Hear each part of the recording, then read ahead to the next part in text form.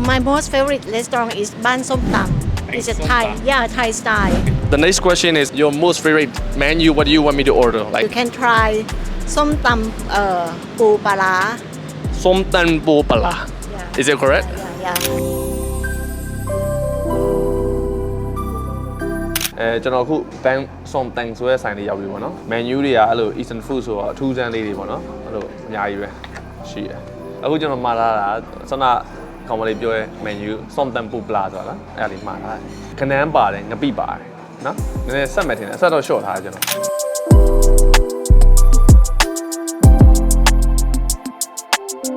အဲ့လိုတင်မော်ဒီတောင်းကိုငပိထက်ပြီးတော့လောင်းလိုက်တာငပိအနဲ့တော်တော်ပြင်းတယ်ပေါ့နော်နောက်ပြန်ကနန်းပါတယ်တဲ့ကနန်းကဒီမှာတစ်ဖက်ပါပဲတေးလေးပြောအော်ကနန်းပါသေးရဲ့အောက်မှာအိုး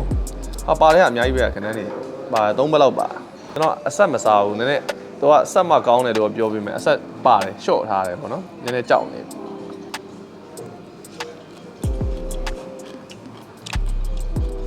ညဆက်တယ်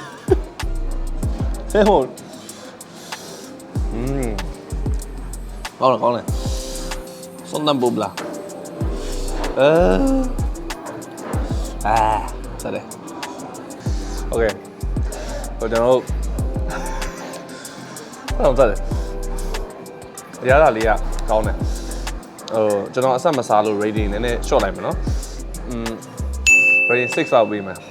ဈေးက95ပဲဆိုတော့တန်ပါတယ်ပေါ့နော်စားတော့ဆိုင်အကျယ်ဝန်းနဲ့ကားပါကင်လည်းရှိရယ်ဝါလည်းရှိရယ်ဆိုတော့တော်ပြီ